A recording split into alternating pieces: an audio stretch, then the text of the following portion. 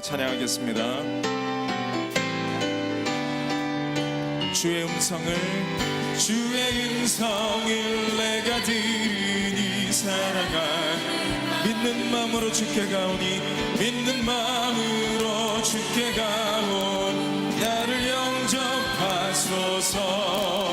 내가 매일 십자가 앞에 더 가까이 가오니 구세주의 흘린 몸의 피로써 나를 주여 넓으신 은혜 베푸사 주여 넓으신 은혜 베푸사 나를 맞아주시고 나의 품은 뜻 주의 뜻같이 되게 하여 주소서. 내가 매일 십자가 앞에 더 가까이 가오니 구세주의 흘린 몸의 피로써 나를 정케 하소서. 주의 보좌로 나아갈 때에 어찌하니 기쁠까. 주의 얼굴을 항상 배워 내가 매일 십자가 앞에 더 가까이 가오니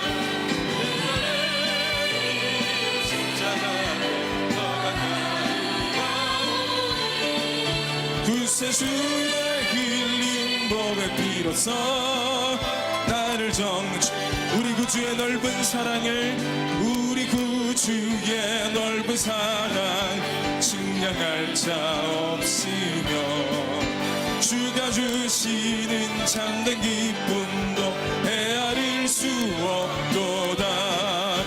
내가 매일 십자가 앞에 더 가까이 가오니 구세주의 흘린 몸의 피로써 다시 한번 4절 찬양합니다. 우리 구주의 넓은 사랑을 넓은 사랑을 측량할 자 없으며 주가 주시는 참된 기쁨도 헤아릴 수 없도다.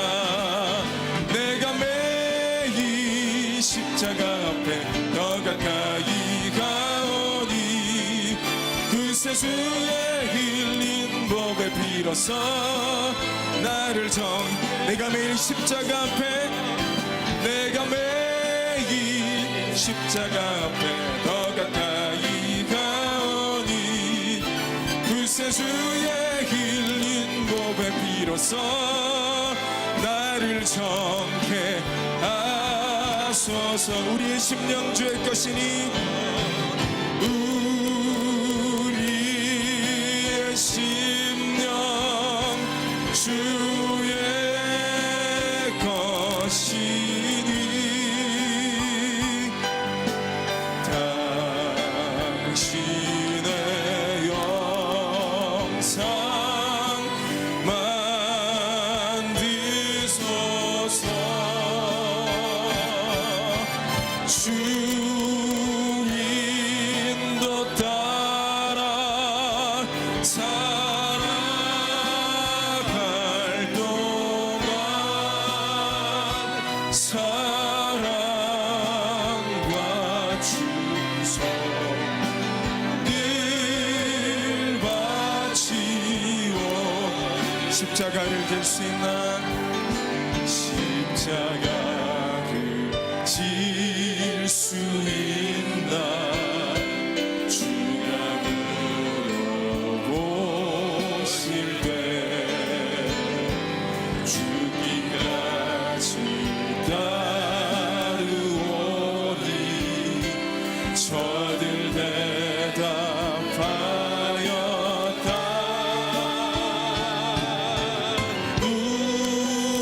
우리의 심령 주의 것이니 당신의 영상 만드소서.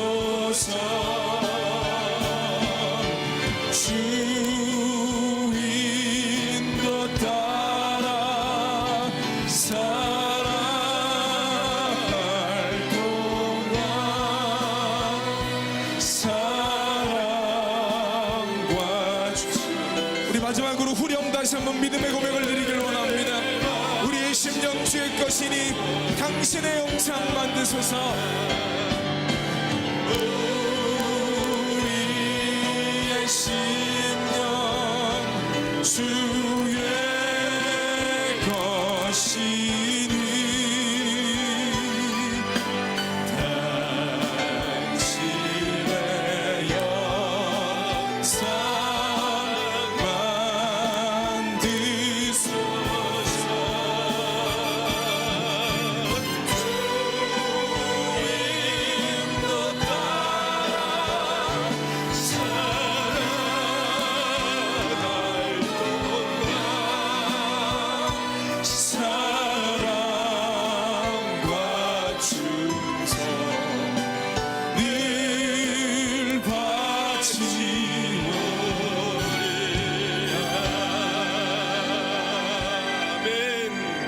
다 함께 일어나셔서 기도의 찬송 하나님께 올립니다.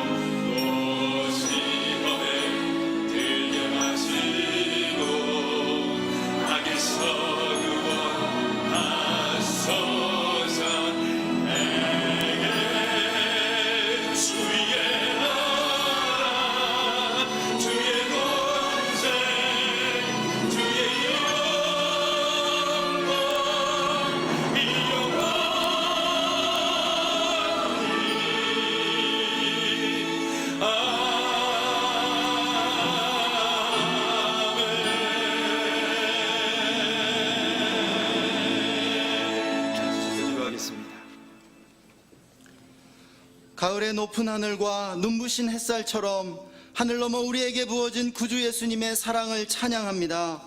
변함없으신 사랑으로 우리 민족에게 한가위 명절을 주셔서 가족과 고향의 소중함을 일깨우며 오곡백과 무르익는 추수의 기쁨을 나누게 하시니 감사드립니다. 우리의 죄와 허물은 주님의 보혈로 도말하시고 동이서에서 먼 것 같이 우리의 죄과를 멀리 옮겨 주시옵소서. 우리 민족의 죄를 용서하시고 거룩한 제사장 나라 되게 하여 주시기를 간구합니다. 우리에게 예배의 불을 주옵소서. 우리 가운데 예배의 불이 꺼지지 않고 타오르게 하여 주옵소서. 하나님만을 예배하고 지역사회에 하나님 나라의 영광을 보여주는 중앙교회 되게 하여 주옵소서. 우리 교회와 중앙예담학교가 수원과 용인, 화성에 진리의 빛을 비추며 이 시대 예수 그리스도의 복음을 선포하는 두 기둥이 되어 하나님 나라를 확장시켜 나가게 해주시기를 원합니다. 10월 25일부터 28일까지 진행되는 새생명 축제를 허락하시니 감사합니다. 예수님이 필요한 이웃들을 초청하여 풍성한 영혼 구원의 대잔치를 벌일 수 있도록 축복해 주옵소서. 주님만이 우리가 사랑하는 이들의 영혼을 구원해 주실 수 있습니다. 예수님 없이 살아가고 있는 영혼들의 비참함을 보시고 그들의 영혼을 불쌍히 여겨 주시기를 간구합니다. 우리의 입술의 말로는 결코 표현할 수 없을 만큼 주님이 더욱 필요한 안 믿는 영혼들을 구원하여 주시옵소서. 추석 연휴 기간에도 심혈을 기울여 진행되는 중앙예담학교 건축이 안전하게 진행되게 하시고 성령의 기름 부음이 임하는 학교로 개교할 수 있도록 모든 필요를 채워주시기를 원합니다. 담임 목사님의 건강을 지켜주시고 날마다 성령 충만함으로 마귀를 이기고 승리케 하여 주옵소서.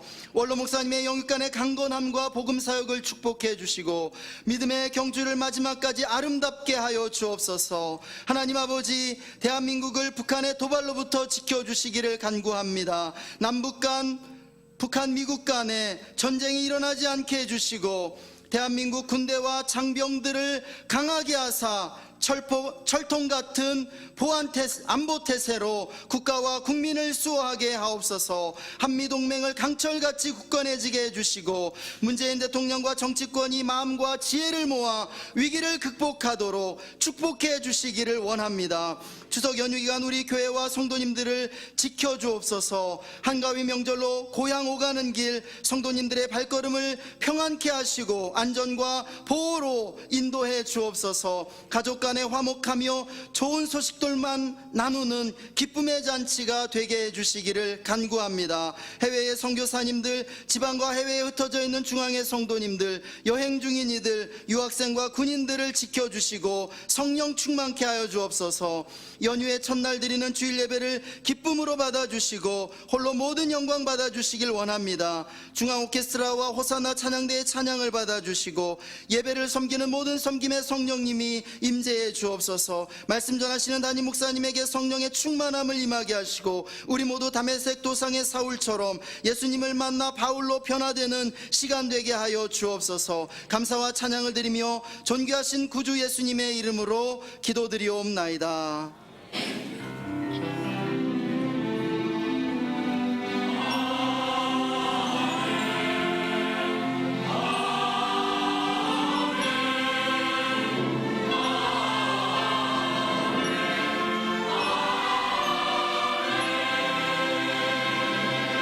찬송 20장 우리 1절과 3절 찬양합니다. 다 감사드리세.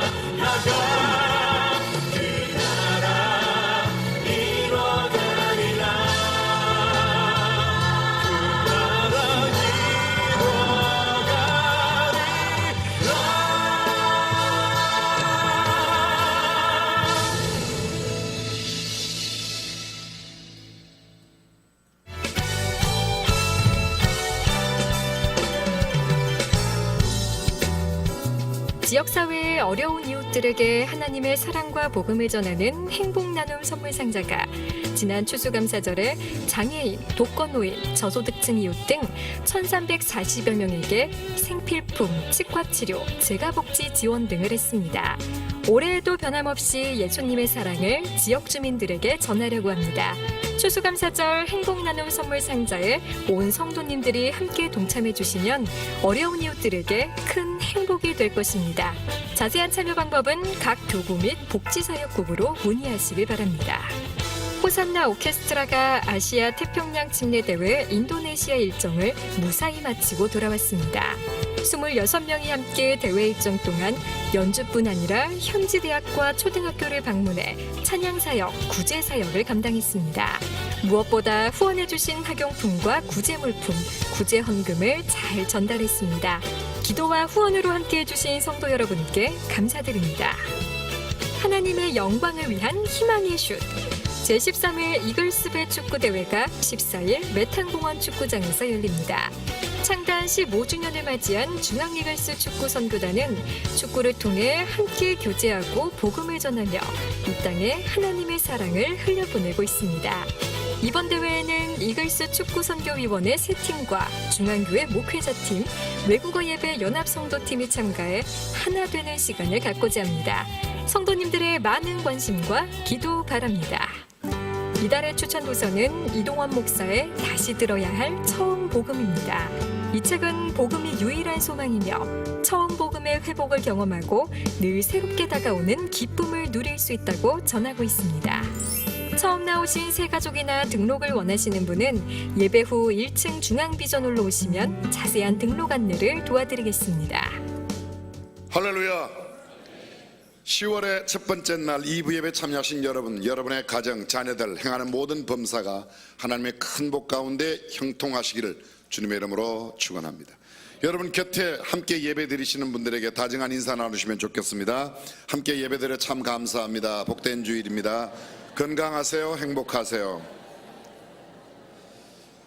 추석 연휴, 아마 대한민국 건국 이래 전쟁이나 이런 것을 제외하고 공식적인 연휴 기간 가장 긴 기간이 이번이 아닌가 생각이 되어집니다. 아무리 연휴가 길어도 주일은 주일입니다.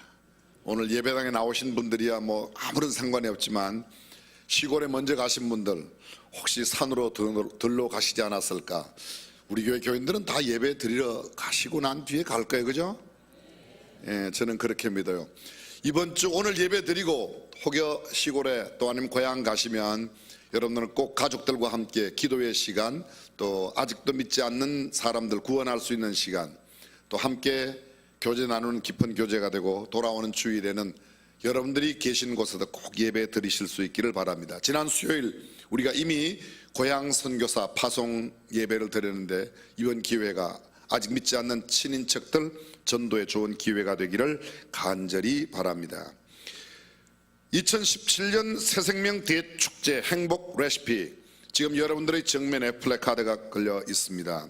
10월 25일 수요일 이성미 집사님, 26일 황교안 전 대통령 고난 대행, 27일 장경동 목사님, 28일 이동원 목사님, 그리고 29일은 10월의 마지막 주일이 되겠습니다. 여러분들께서 주변에 예수님이 필요한 이웃, 예필이 많이 계실 거예요. 지난주부터 벌써 적어내시기 시작하셨는데 현재 예수님이 필요한 사람이라고 우리 교회가 이미 파악한 사람만 약 3,000명 이름을 적어냈습니다. 제 마음속에는 한 2만 명 정도 이름을 적어내서 열심히 다음 주일 고향 추석 보내고 그 다음 주일부터 시작해서 열흘 동안 집중적으로 전도하고 구원하는 기회가 되었으면 좋겠습니다. 여러분들 꼭 참여해 주시기를 부탁드리겠습니다. 추석 명절에 따른 버스 운행, 식당 운행 안내가 주보에 자세히 나와 있습니다. 여러분들께서 참고하여 주시기를 바랍니다. 호산나 오케스트라 제9차 APBC 아시아 태평양 침례교 연합 모임에 참여하고 오늘 새벽 1시에 도착했습니다. 문지연 목사님 인솔로 다녀왔는데 우리 아이들이 얼마나 하나님 앞에 영광 돌리는 찬양을 잘 하였던지 거의 한류 스타급으로 여러 언론 매체와 사람들의 인기를 얻었다고 합니다. 그것도 대단하지만 하나님 앞에 영광 돌리는 귀한 시간을 가졌는데 계속해서 우리 교회 모든 음악 사역 팀들 위해서 기도해 주시면 감사드리겠습니다. 회계연도가 금년도부터 바뀌었습니다. 그래서 작년 12월 1일부터 2017년 회계연도가 시작되었기 때문에 금년도 우리 회계연도는 2달밖에 남지 않았습니다. 10월 11월 12월 1일이면 벌써 2018년 회계연도가 접어듭니다. 따라서 각 위원회 위원장, 교구, 총무, 기관장 선출 주보에 자세하게 안내되어 있습니다. 여러분들께서 미리 함께해 주시기를 부탁드리겠습니다.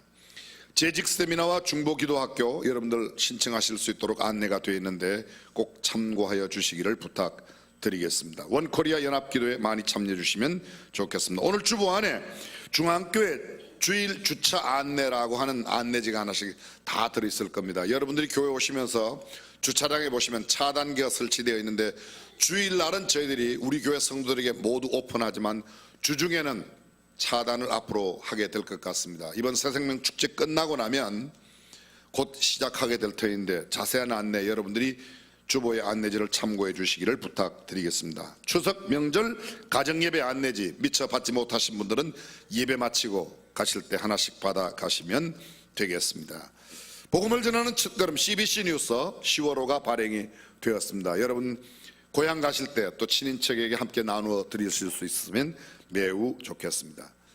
오늘 2부 예배 처음 나오셨거나 오랜만에 오셨거나 혹시 추석을 새로 수원에 오셨다가 예배 참여하신 분 모두 환영합니다. 밝고 환한 표정으로 축복송 가운데 환영하겠습니다.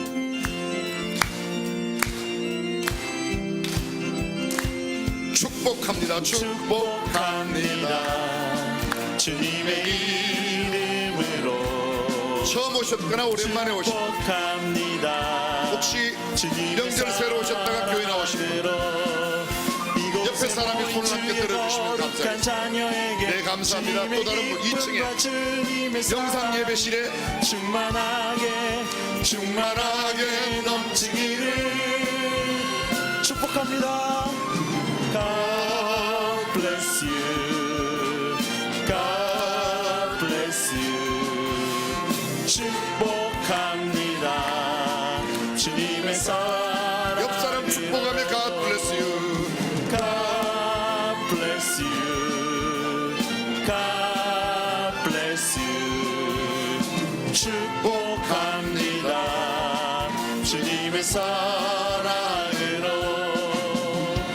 뜨거운 박수로 환영해 주시면 감사하겠습니다. 준비하신 예물 하나님께 봉헌합니다.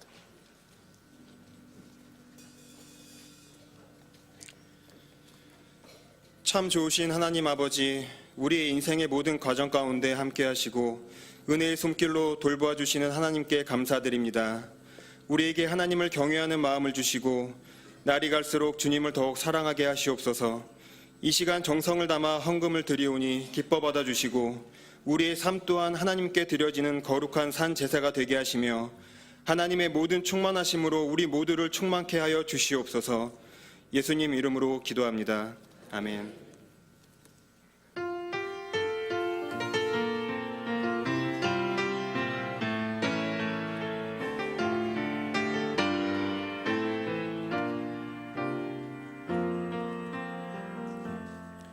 지금 서 있는 이곳에서 높임을 받으소서. 내가 밟는 땅 주님의 땅이니 하늘이 주의 이름 높이 올리며 넓은 바다가 주를 노래해. 모든 만물 주를 경배해. 모든 입술 주를 찬양해. 천지를 만드신 만물의 통치자 높임을 받으소서. 내 평생에 주의 이름 높이며 어느 곳에 서든지 주님을 예배하리라. 내가 밟는 모든 땅 아버지의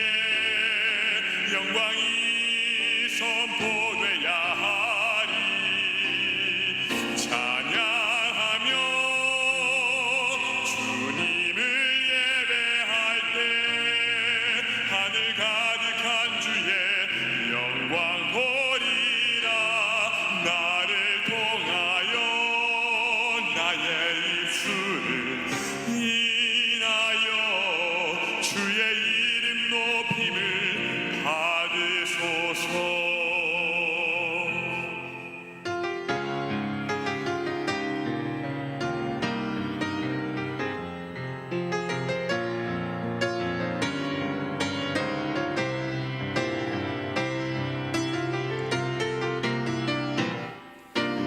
모든 만물 주를 경배해. 모든 입술 주를 찬양해. 천지를 만드신 만물의 통치자 높임을 받으소서. 내 평생에 주의 이름 높이며 어느 곳에 서든지 주님을 예배하리라. 내가 밟는 모든 땅 아버지의 영광이 선포돼야 하니 찬양하며 주님을 예배할 때 하늘 가득한 주의 영광 보리라. 나를 통하여 나의 입술을 인하여 주의 이름 높임을 받으소서. 나를 통하여 나의 입술을 인하여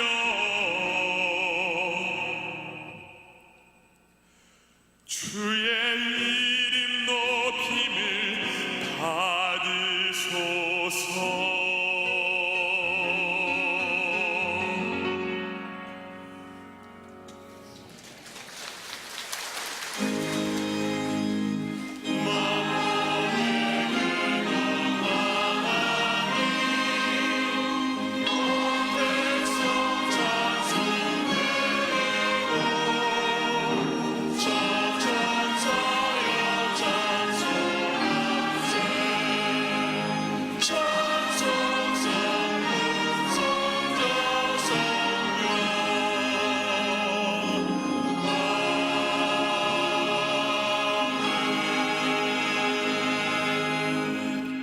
오늘 우리에게 주신 하나님의 말씀 사도행전 9장 1절에서 9절까지의 말씀을 함께 봉독하겠습니다.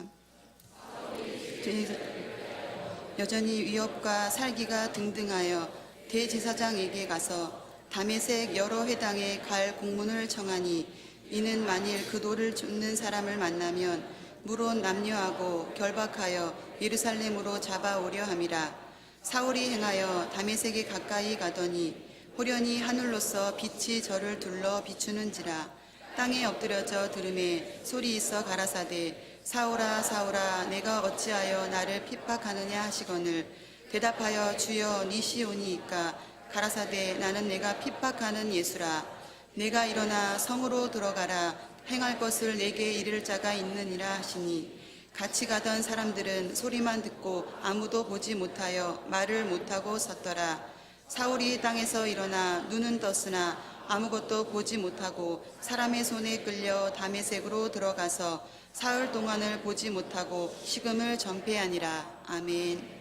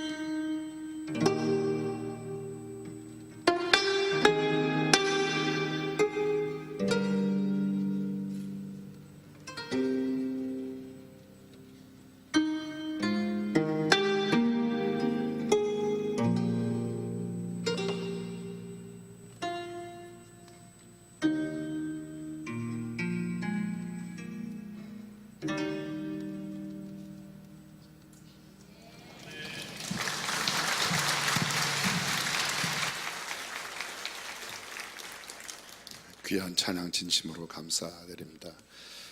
봉헌 특송을 한 우리 노규철 형제는 우리 교회 노상천 장로님, 조규열 권사님의 아들 되는 형제이고요. 앞으로 아마 하나님 앞에 크게 영광 드리는 세계적인 바리톤 성악가가 되리라고 확신합니다. 아멘. 아멘 크게 하셔도 괜찮아요. 또 추석 명절을 앞두고 예배 사역국에서 특별히 가야금 특송을 준비하였는데요. 연주한 우리 유윤주 집사님이 이치주 목사님 사모예요. 지금 현재 이화여자 대학교 박사 과정에 학교 공부를 하고 있는 중에 있는데, 또 이게 국악으로 하나님 앞에 영광 돌리는 귀한 일이고, 우리 교회 오케스트라, 조금 전에도 말씀드렸지만 어린이 호산나 오케스트라가 이번 APBF에서 크게 하나님 앞에 영광 돌리는 찬양을 드리고 왔습니다. 호산나 성가대, 2부 성가대가 호산나 찬양대예요. 귀한 찬양해 주셔서 감사합니다. 여러분도 아마 뉴스를 통해서 들으셨겠지만 우리 남경필 집사님 아드님으로 인해서 굉장히 마음고생이 크실 터인데 오늘 찬양대에 앉으셨는데요, 얼굴은 표정이 밝아서 참 좋습니다. 여러분 특별히 주성이 위해서, 사랑 아들 주성 형제 위해서 기도해 주시기를 부탁드리겠습니다. 우리나라 15개 광역시도 가운데 전체 인구의 4분의 1을 차지하고 있는 경기도의 도백으로 굉장히 무거운 중책을 맡고 계신데, 남경필 집사님, 지사님 위해서도 기도해 주시고 특별히 주성이 위해서 기도해 주시기를 부탁드리겠습니다. 우리 아들이죠, 우리 아들. 그렇게 생각하고 여러분들께서 기도해 주시면 대단히 감사드리겠습니다. 저는 하나님의 은혜로 또 여러분들의 기도 덕분에 미국 시카고 지역의 침례교 연합 집회를 다녀왔습니다. 시카고에 약 한 5, 6만 명 가량 정도의 한인들이 살고 계신데 한인교회가 500개라고 그래요. 그중에 침례교회는 22개 있는데 모든 교파를 초원해서 가장 큰 교회가 500명 모이는 교회가 없을 만큼 굉장히 영적으로 열악한 시카고 지역입니다. 도시는 세계적인 도시인데 영적으로는 굉장히 열악합니다. 반면에 미국인 교회 가운데는 윌로크릭 교회, 여러분이 아마 아실 겁니다. 주일 출석만 약 한 2만 4, 5천 명 정도 출석하는 전 세계 10대 교회 안에 들어가는 교회인데, 그 교회 제가 잠깐 들려서 약 1시간 반 정도 여러 가지 사역을 소개받고 왔습니다.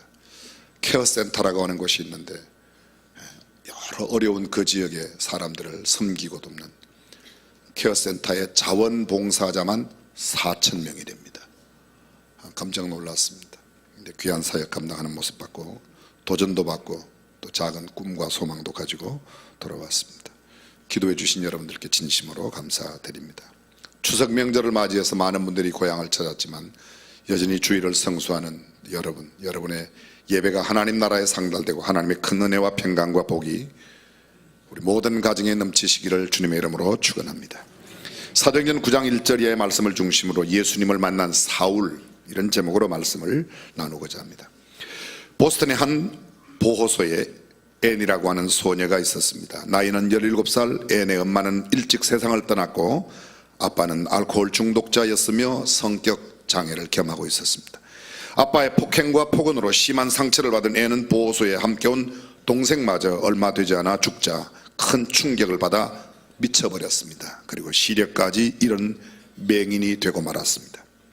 수시로 괴성을 지르고 자살을 시도했습니다. 회복불능의 판정을 받은 앤은 정신병원 지하 독방 병실에 따로 감금되어 문자 그대로 죽을 날만 기다리는 의학적 사형 선고에 이르게 되었습니다.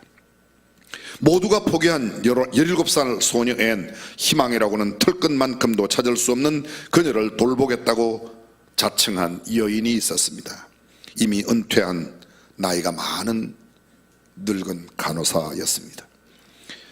로라라는 이 간호사는 먼저 하나님 앞에 기도하고 어떤 정신과 치료보다 그냥 그의 친구가 되기로 마음을 먹습니다.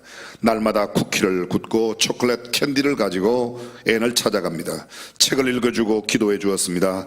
병원에서 특별히 면회를 제안하는 날을 제외하고는 하루도 빠짐없이 앤을 찾아갑니다. 로라의 앤을 향한 한마디는 언제나 동일했습니다. 앤, 하나님은 너를 사랑하셔. 그리고 나도 너를 사랑한다는 말이었습니다. 변함없는 한결같은 사랑을 쏟고 정성을 들였지만 앤은 담벼락처럼 바위덩이처럼 아무런 말도 없었고 반응도 전혀 없었습니다. 로라가 준비한 쿠키나 특별 음식을 건드리지도 않았습니다. 어느 날이었습니다. 로라는 앤 앞에 놓아둔 초콜릿 접시 안에서 초콜릿 하나가 없어졌다는 사실을 발견하고 얼마나 감격해하는지 모릅니다. 용기를 얻었습니다. 로라는 계속 책을 읽어주고 기도해주고 쿠키와 초콜릿 캔디를 주며 사랑의 복음을 나누기 시작했습니다. 정신병원 독방 창살 틈으로 앤의 반응이 조금씩 나타나기 시작했습니다. 그러던 여느 날처럼 로라는 앤을 찾아가서 초콜릿과 쿠키를 주며 말했습니다. 근데 갑자기 이 앤으로부터의 반응이 나타납니다. 그 반응은 여전히 늘상 하던 그 말, 앤, 하나님은 너를 사랑하셔. 그리고 나도 너를 사랑한다는 말 끝에 나온 반응이었습니다. 뭐라고? 하나님이 나를 사랑하신다고. 당신도 나를 사랑한다고. No, nobody loves me. 아무도 나를 사랑하는 이가 없다고. You do not love me. 너도 나를 사랑하지 않아. 아무도 사랑하는 사람 없어. 의사도 부모도 간호사도 선생님도 친구들도 nobody 아무도 없다는. 그날 로라는 얼마나 기뻤는지 모릅니다. 앤의 반응이 너무도 크게 나타났기 때문이었습니다. 더욱 열심히 찾아갔습니다. 사랑해 주었습니다. 책을 읽어주고 나누어 주었습니다. 그가 들을 만한 이야기를 들려주었습니다. 마침내 2년 만에 앤은 정상인 판정을 받게 되었습니다. 앤은 파킨스 시각장애인 학교에 입학을 합니다. 얼굴은 밝았고 표정은 웃음으로 바뀌었습니다. 얼마 지나지 않아 앤을 그토록 사랑하던 로라가 하나님의 부르심을 받고 세상을 떠납니다. 앤에게 큰 시련이었지만 앤은 그것을 이겨냅니다. 로라가 심어준 희망을 볼 수 있는 마음의 눈으로 아픔을 극복하고 드디어 학교를 최우등생으로 졸업하게 되었습니다. 게다가 한 신문사의 도움으로 그는 개안 수술을 받아 성공합니다. 새로운 세상을 얻게 된 앤은 어느 날 보스턴의 심볼 찰스 강변을 거닐다가 강변에 있는 신문 가판대에서 광고를 보게 됩니다. Wanted a private teacher. 가정교사를 구한다는 광고를 봅니다. 보지도 못하고 말도 하지 못하고 듣지도 못하는 어린 아이를 가르칠 수 있는 선생님을 구한다는 그 광고를 보고 앤은 그 아이에게 자신이 받은 사랑을 주기로 결심합니다. 보스턴에서 그 선생님을 찾고 있는 알라바마주 타스큰비아까지는 어마어마한 거리입니다. 지금 자동차로 달려도 20시간 이상 걸리는 그 먼 거리. 그러나 그는 기차를 타고 버스를 타고 타스큰비아로 갑니다. 모든 사람들은 그는 절대로 가르칠 수 없다고, 안 된다고, 할 수 없다고 앤을 말렸습니다. 그러나 앤은 말했습니다. 저는 하나님의 사랑을 확신합니다. 앤이 확신했던 그 하나님의 사랑이 그 아이를 20세기 최대의 기적의 주인공으로 만들어냅니다. 그 아이는 레드클리프 대학교, 매사추세츠에 있는 그 대학을 공부하며 함께 옆에 있는 하버드 대학에서도 공부합니다. 20세기 최고의 수필이라고 일컬어지는 3 days to see, 내가 만일 3일 동안만 볼 수 있다면 이라고 하는 최고의 수필을 쓰기도 합니다. 그는 이런 말도 했습니다. 날기를 원하는 사람은 뛰는 것에 만족하지 않는다. 또 이런 말도 남겼습니다.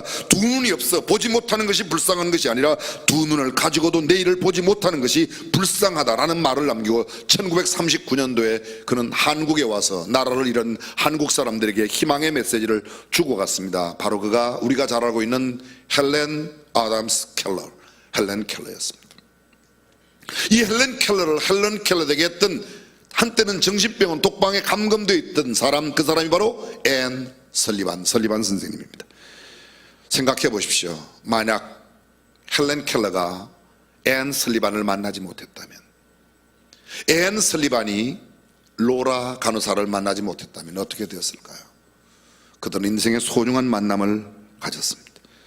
인생은 만남과 헤어짐의 과정입니다. 부모님과의 만남, 형제 간의 만남, 스승과의 만남, 친구와의 만남, 배우자와의 만남. 나의 의지와 상관없이 내가 부모를 만나고 내 자녀는 내 의지와 상관 있는 게 아닙니다. 하나님의 뜻 가운데 만나는 만남입니다. 형제 간에 오빠가 되고 누나가 되고 남동생 여동생이 되는 것, 하나님의 섭리 가운데 이루어집니다.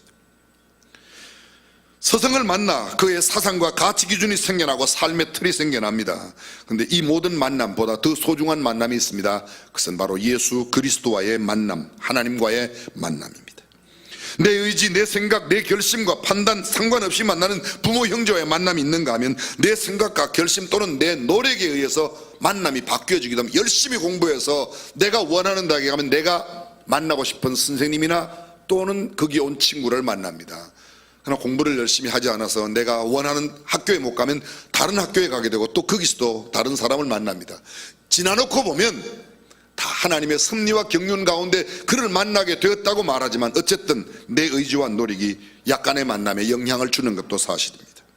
이 모든 만남에 무엇보다도 주님을 만나는 만남이 되어진다면 얼마나 소중할 것일까.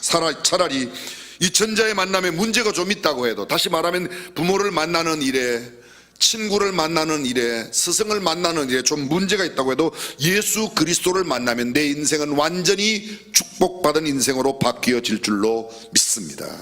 인생의 과정을 분류하는 방법은 다양합니다. 심리학, 소위 발달 심리학에서는 인생을 춘하 추동으로 나눕니다. 이를테면 어린 청소년기까지는 봄이라고 말하고, 청년은 여름이라고 말하고, 장년은 가을이라고 말하고, 머리가 하얗게 인생은 더 이상 내 힘으로 살아갈 수 없는 그런 나이 많은 노인이 되면 인생의 황혼기, 겨울이라 표현합니다. 또 이렇게도 표현합니다. 아이와 어른으로. 또 이렇게도 표현합니다. 미성년자와 성년자로. 그러나 성경적인 분류는 단 하나입니다. 예수님을 만난 인생과 만나지 못한 인생, 예수님을 만나기 이전과 예수님을 만난 이후의 삶으로 바뀌어지는 것입니다. 소위 예수님을 만나기 이전, BC, Before Christ, 예수님을 만나기 이전의 삶, BC의 사람이 있습니다. AD의 사람이 있습니다. Anno Domini, 라틴어입니다. In the year of Christ, 그리스도의 해 안에 주님 만난 이후 내 삶의 내용을 이야기하는 겁니다. 교회 출석을 열심히 하고 직분을 받고 교회의 관습에 익숙하고 봉사, 섬김 등이 자신과 사람들의 시선, 분별, 판단을 기대하고 살아가고 있다면 그 사람은 교회 생활이 아무리 익숙하여도 또는 직분을 받고 있어도 아직 BC의 사람일 경우가 많습니다. 다시 말하면 주님을 깊이 만난 만남이 없다면 교회 생활은 익숙하지만 내 영혼이 거듭난 참된 구원의 삶은 아니라는 겁니다. 부족한 것 같고 조금 모자라는 듯하고 사람들의 시선에는 큰 만족과 기쁨을 주지는 못하지만 항상 예수 그리스도를 중심으로 생각하고 그분의 가치관으로 분별하고 행동한다면 그는 틀림없이 AD의 사람일 겁니다. 그 사람은 하나님이 보장하는 내일이 있는 줄로 믿습니다. 성경에는 BC의 사람과 AD의 사람들이 극명하게 대조를 이루고 있습니다. 개인의 삶에 예수 그리스도 이전과 이후로 확실하게 달라진 모습을 기록하고 있는 내용이 성경에 담겨져 있습니다. 예수 그리스도를 믿은 사람과 끝까지 믿지 않은 사람들의 다양한 스토리가 담겨져 있습니다. 예수님을 믿은 사람은 사람의 보기에는 형편없어도 그는 언젠가는 하나님이 예비하신 영원한 천국으로 가게 될 것이고, 이 땅에서는 아무리 화려하게 살고 남들에게 칭송을 받아도 예수 그리스도를 만나지 못한 사람은 지옥으로 간다는 게 성경의 가르침입니다. 사도행전을 결정짓는 중요한 몇 가지의 사건이 있습니다. 첫째 사건이 아마도 오순절 성령 강림 사건일 겁니다. 둘째 사건은 초대교회의 복음 전파로 교회가 시작되고 그 교회가 날마다 부흥하며 믿는 자의 수가 3,000명, 5,000명씩 돼가는 부흥의 역사일 겁니다. 아마 세 번째 역사는 초대교회가 받은 박해와 그리고 결정적인 최초의 순교자 스데반의 순교 사건이 엄청난 사건이라고 말할 수 있을 겁니다. 근데 이전에 이런 세월의 사건 못지않게 아주 중요한 사건, 오늘 본문이 말하고 있는 스데반의 죽음을 합당하게 여겼던 그 사울이 다메섹에 예수 믿는 사람을 잡으러 가다가 다메섹 도상에서 체험했던 소위 예수 그리스도와의 만남, 사울의 다메섹의 체험이 놀라운 사건이라고 할 수 있을 겁니다. 물론 그 이후에도 안디옥 교회의 선교사 파송과 바울의 선교 여행이 사도행전 28장까지 빼곡하게 기록되어 있습니다. 오순절 성령 강림 사건이 이미 믿는 사람들과 성령 체험을 한 사람들, 이미 믿었지만 성령 체험하고 난 이후와 이전의 삶을 분별하는 그런 기준이 된다고 한다면, 다메섹에서의 사울이 경험하였던 이 다메섹 체험은 예수님을 만나기 이전과 예수님을 만나고 난 이후의 삶으로 대별될 것입니다. 여러분은 어떻습니까? 정말 예수님을 만난 경험이 있습니까? 아직 없다면 나는 교회 생활은 익숙한지 모르지만 하나님과는 상관없는 사람일 수 있다는 겁니다. 저는 이런 생각을 해봅니다. 오해 없이 여러분들이 들어주시길 바랍니다. 박정희 전 대통령, 그분이 청와대에 계실 때 우리 교회 원로 목사님 김장한 목사님 또 사모님이 경호실에 가서 열심히 영어도 가르치고 성경도 가르치고 거의 일주일에 한 번씩 떠나드셨어요. 어느 날 성경 공부가 끝나고 또 영어 공부가 끝나고 난 뒤에 박정희 대통령께 우리 김장한 목사님께서 예수님 믿으시라고 이야기를 했답니다. 복음 전도를 했더니 목사님, 다른 이야기는 몰라도 예수 이야기 내게 하지 마세요. 그러면서 자기의 과거의 옛 이야기를 하는 겁니다. 어릴 적, 지금은 구미시이지만 옛날에는 선산이죠. 그거 자기 어릴 때 예배당에 갔는데 상모교회라고, 지금 구미시에 있는 상모교회 있습니다. 근데 그 상모교회 갔는데 조그만 이렇게 한옥집에서 예배당이 있었는데 자기는 신을 신발이 없어서 맨발로 갔고 친구는 신발을 신고 갔는데 신발 신고 간 친구는 방 안으로 들어오라고 그러고 신발 없는 박정희 너는 밖에 있으라고 그래갖고 그날 자기가 교회 간 마지막 날이라고. 저는 이런 생각을 해봅니다. 만약 그때 어린 박정희 소년이 예수님을 정말 만났다면 그의 인생이 어떻게 되었을까? 조금 장면을 바꾸어 생각해 볼까요? 지금은 영의 몸이 되어 있지만 우리 박근혜 대통령, 전 대통령, 그분이 74년도에 문세광에 의해서 유경수 여사를 잃었습니다. 어머니를 잃었죠. 얼마나 큰 충격이었습니까? 그는 그 충격을 감당하지 못하여 다시 학교를 갑니다. 그가 갔던 학교가 서울에 있는 광나루 신학교, 장로회 신학대학 대학원 기독교 교육학과를 갔습니다. 약 1년 동안 그 학교를 다녔습니다. 그는 더 이상 학교를 다니지 못했어요. 주위에 있는 사람들의 눈총이 너무 따가워서 다닐 수 없었다는 겁니다. 만약 그때 그 신학대학에서 만약 주님을 정말 깊이 만났더라면 어떻게 되었을까? 생각해 보십시오. 성경은 하나님을 만난 사람과 만나지 못한 사람, 만나기 전 사람과 만난 후의 사람을 확연히 구분하여 대조시키고 있습니다. 아브라함이 갈대아 우르에서 하나님의 부르심을 받기 전과 그 이후의 삶, 그는 하나님의 부르심을 받기 전 우상을 만들어 팔고 사는 아버지 데라의 아들로 살았습니다. 그러나 하나님의 부르심을 받고 난 뒤 그의 삶은 바뀌었습니다. 물론 그 외에도 많은 실수를 했습니다. 아내를 누이라고 말하고 하나님의 명령 없이 애굽으로 내려가고 이 모양 저 모양으로 많은 실수가, 그럼에도 불구하고 하나님은 그를 믿음의 조상으로 세워주신 것입니다. 모세가 애굽에서 바로의 공주의 아들로서 살았던 40년 그는 궁궐에 살았습니다. 호화찬란한 삶을 살았습니다. 그러나 하나님의 부르심을 받고 난 이후에 그의 삶은 그 광야로 나가 험악한 세월, 이스라엘 백성들을 이끌고 또 40년 동안 광야의 삶, 결코 쉽지 않은 삶을 살았습니다. 그것은 완전한 대조를 이루고 있습니다. 인간적으로 생각하면 궁궐의 삶이 훨씬 화려합니다. 그러나 영적으로 본다면 그것은 아무런 의미가 없는 삶이었습니다.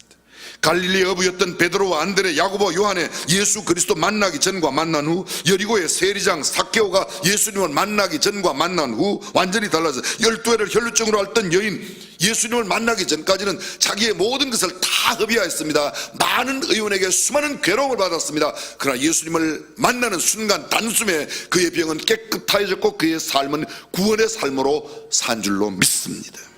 베데스다 못가에 38년 된 병자의 BC와 AD, 나인성 과부의 죽은 아들의 장례행렬 예수 그리스도를 만나고 난 이후 완전히 달라졌습니다. 그는 죽었던 시체에서 살아나는 놀라운 부활의 기적을 체험했습니다. 여리고의 길목에 구걸하던 시각장애인의 BC와 AD, 그라사의 광인이 경험한 BC와 AD, 광인, 그는 자기의 몸을 스스로 해하였습니다. 쇠고랑으로 모여놓았지만 그것을 끊고 다녔습니다. 그랬던 그가 주님을 만나 그 모든 귀신의 능력으로부터 자유함을 얻어 참된 자유의 삶, 구원을 받은 삶을 살았습니다. 실로암의 맹인, 그는 앞을 보지 못하는 맹인으로 살았지만 예수님을 만나고 침을 발라 흙으로 눈을 바른 다음에 실로암에 가서 씻고 난 이후 그는 눈이 밝아졌습니다. 어떤 사람이 예루살렘을 떠나 여리고로 내려가다가 강도를 만났다고 말합니다. 강도 만나는 비참한 삶이 있습니다. 그런데 강도 만난 가운데 있었지만 그는 다시금 선한 사마리아인을 만나 그의 삶이 새로워집니다.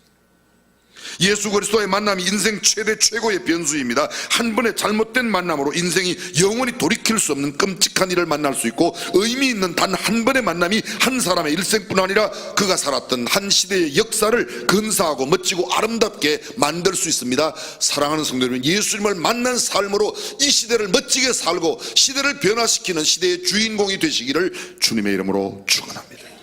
어떤 부모, 어떤 스승, 어떤 친구, 무슨 직장, 무슨 자리 만나느냐 중요합니다. 이것들, 그 어떤 것들보다 중요하다고 말할 수 있습니다. 그러나 그것보다도 더 중요한 게 있습니다. 예수님을 만나면 남들이 부러워할 만한 그런 부모님을 만나지 못하였더라도, 남들이 부러워하는 그런 좋은 친구, 그런 멋진 직장은 가지지 아니하였다 할지라도 그의 삶은 새로운 삶으로, 축복된 삶으로 바뀌어질 줄로 믿습니다. 삶의 목적과 의미를 상실한 채 자신만을 위하여 이기적인 삶으로 모든 만남을 왜곡시키는 현대인들에게 성경이 보여주고 웅변하는 소중한 만남, 아름다운 만남, 절체절명의 만남, 멋지고 근사한 가장 복스럽고 영광스러운 만남, 예수 그리스도의 만남을 성경은 오늘 우리에게 소개해 주고 있습니다. 그 주인공이 누구예요? 우리가 이미 잘 알고 있는 사울, 예수님을 만나고 바울로 변화된 사람입니다. 저는 크게 두 가지 부분으로 생각하려고 합니다. 예수 그리스도를 만나기 이전 사울은 어떠하였는가, 그리고 그가 예수님을 만나는 그 장면과 그 위의 삶은 어떠한가. 첫 번째, 예수 그리스도를 만나기 전 사울은 어떤 사람이었습니까? 자, 성경 본문 1절로 갑니다. 사울이 주의 제자들에게 대하여 여전히 위협과 살기가 등등하여 대제사장에 가서 다메섹 여러 회당에 갈 공문을 청하니, 이는 만일 그 돌을 쫓는 사람을 만나면 물은 남녀하고 결박하여 예루살렘으로 잡아오려 함이라. 사울이 여전히 위협과 살기가 등등하여, 살기가 뭐죠? 사람을 죽이려고 하는 기운이 등등하였다. 이 등등이라는 말의 뜻은 이런 뜻입니다. 그런 정신으로 꽉 차 있다. 헬라어 원의 뜻이 그런 뜻입니다. 다시 말하면 사람을 죽이려고 하는 마음으로 꽉 차 있는 겁니다. 어쩌면 그의 눈은 금방이라도 예수 믿는 사람을 만나면 잡아 죽일 것처럼 그렇게 빛이 났을 겁니다. 생각해 보십시오. 예루살렘에서 다메섹까지의 거리가 얼마인지 아십니까? 다메섹은 예루살렘 동편 240km쯤에 있습니다. 도로로 따라가면 약 200마일, 320km 되는 먼 거리입니다. 쉬운 표현으로 말하면 안식일을 제외하고 매일 부지런히 걸어야 일주일 만에 갈 수 있는 곳이 그곳 다메섹입니다. 근데 그곳 다메섹에 이 사울이 예수 믿는 사람을 잡기 위하여 가는 겁니다. 초기에 박해를 받은 그리스도인들이 피신하여 간 곳 중에 한 곳이 다메섹이라고 합니다. 성경은 다메섹에 대해서 많은 이야기를 하고 있습니다. 사막 가운데 있는 오아시스가 있었습니다. 아바나 강이 그곳에 있었다고 열왕기상 5장 2절을 말합니다. 종려나무와 사이프러스 나무가 많은 비옥한 곳이었습니다. 메소포타미아와 팔레스타인 중간 도시, 쉽게 말하면 갈대와 우르와 가나안 땅 그 중간에 있는 도시가 바로 이것입니다. 교통의 요지였습니다. 농산물의 집산지였습니다. 그곳에 박해를 피신한 유대 그리스도인들이 그곳에 옮겨가게 되는데 약 5만 명이나 되었다고 이야기하고 있습니다. 여러분, 이 다메섹이 지금의 이라크의 다마스커스입니다. 지금은 약 인구 25만 명의 도시입니다. 그곳에는 그리스도인과 유대교인과 이슬람 교인들이 함께 섞여 있습니다.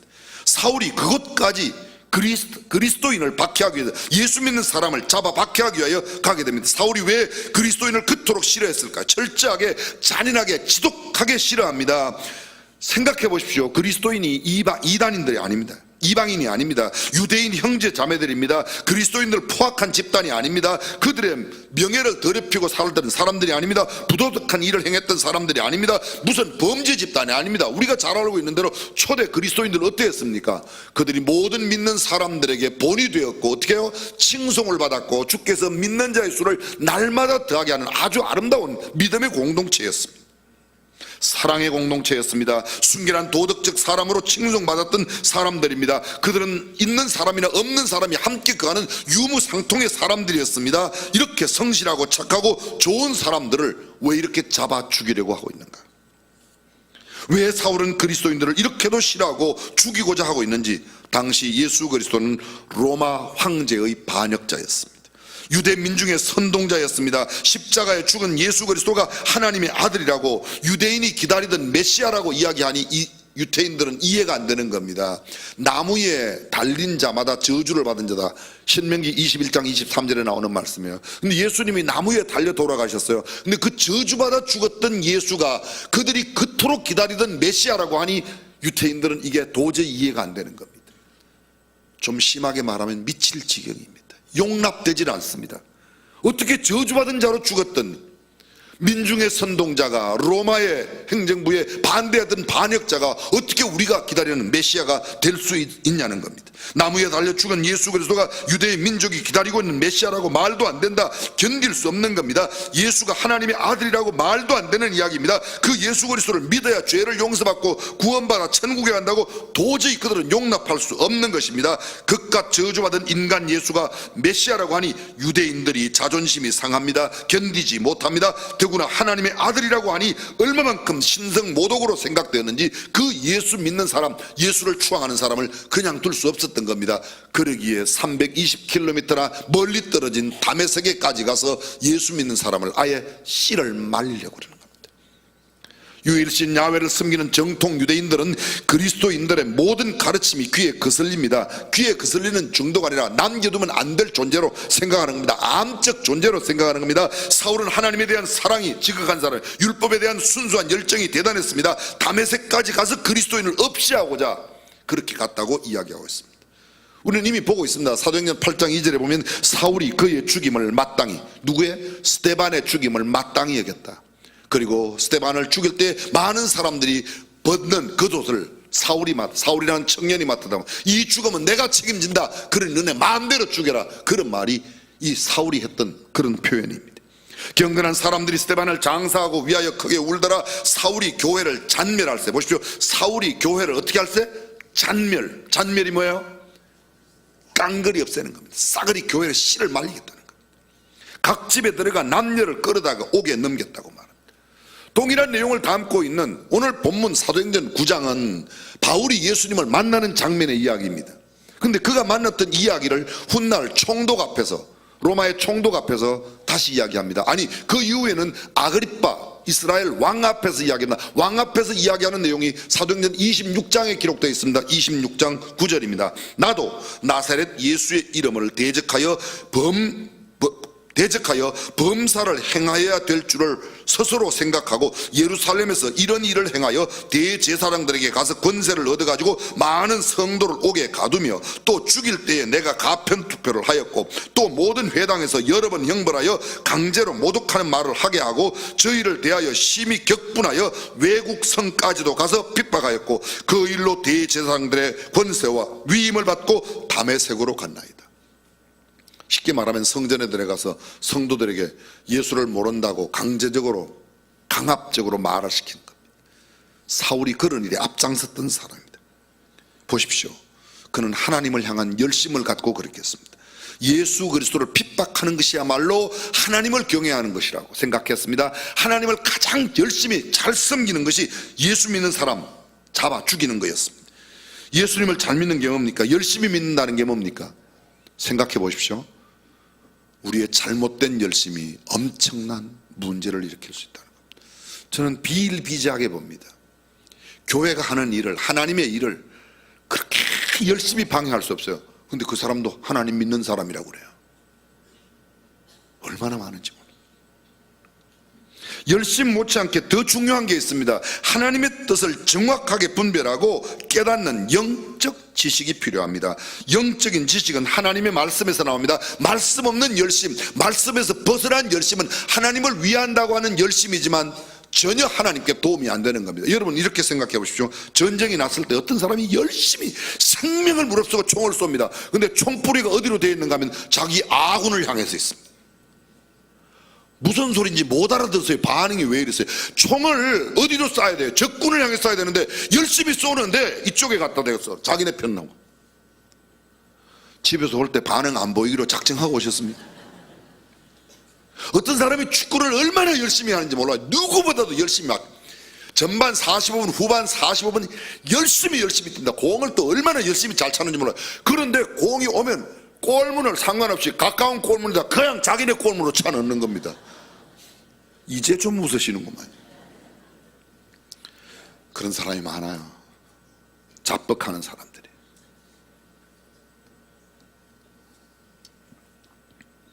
열심히 소중하지만 그 열심이 어디를 방향하는가. 다 교회가 싸울 때 보십시오. 교회가 싸울 때 목사들끼리, 목사 장로들끼리 싸울 때 보세요. 다 하나님의 이름으로 싸워요. 그런데 막 죽으라고 싸워요. 죽으라고.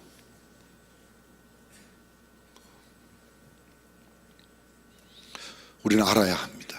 내가 내는 열심이 정말 성경적 가치로 맞는 일인지, 내가 찬성하고 내가 열심을 내고 내가 반대하는 그 일이 정말 하나님의 마음에 합한 일인지를 물어야 합니다. 늘 말씀드리지만 내 기분 때라, 내 기분에 맞지 않으니까, 내 마음에 들지 않으니까 반대하는 것 아닌가. 둘째는 예수 그리스도를 만나는 사울입니다. 하나님의 음성을 듣는 사울입니다. 그러한 사울이 주님을 만납니다. 자, 3절을 보겠습니다. 사울이 행하여 다메섹에 가까이 가더니 호련히 하늘로서 빛이 저를 둘러 비추는지라.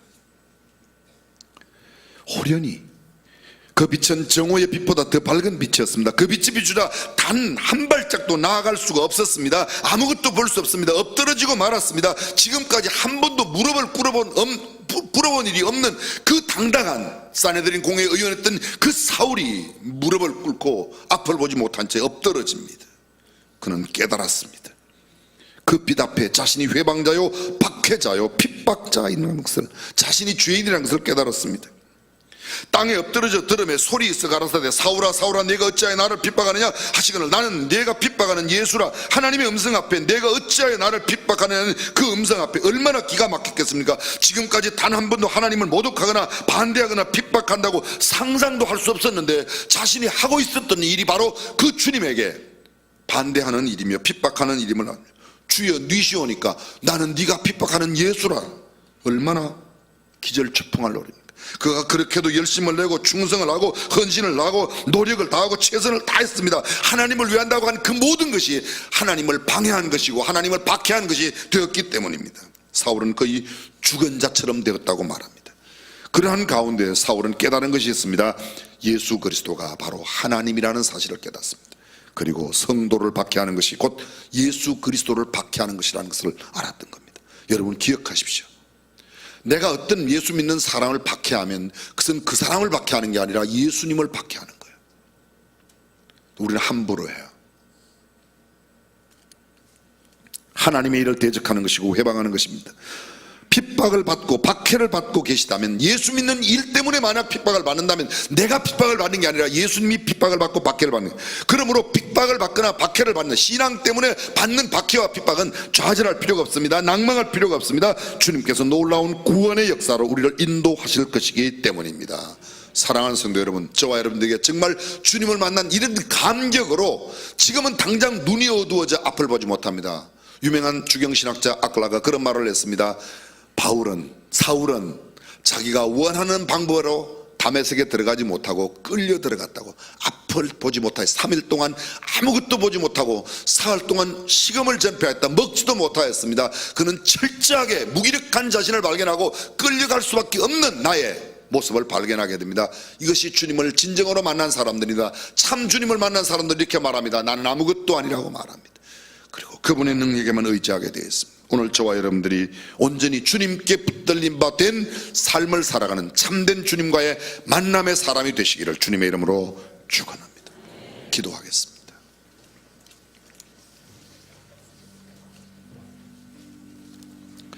교회 생활에 얼마나 익숙하냐고, 얼마나 열심히냐고 묻는 게 아닙니다.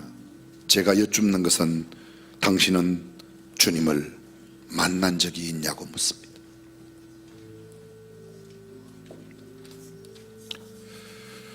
사랑하는 여러분 가운데 혹여 아직도 예수님을 참 구주와 주님으로 만난 경험이 없다면 이 시간 주님, 내 마음에, 내 영혼에, 내 삶 속에, 내 가치관 속에 들어와 주십시오. 그리고 나를 만나 주십시오. 그렇게 겸허히 기도하십시오. 이미 예수 그리스도를 구주와 주님으로 영접하신 분들은 주님을 만난 사람답게 당당히 겸허하게 살겠습니다. 기도하십시오.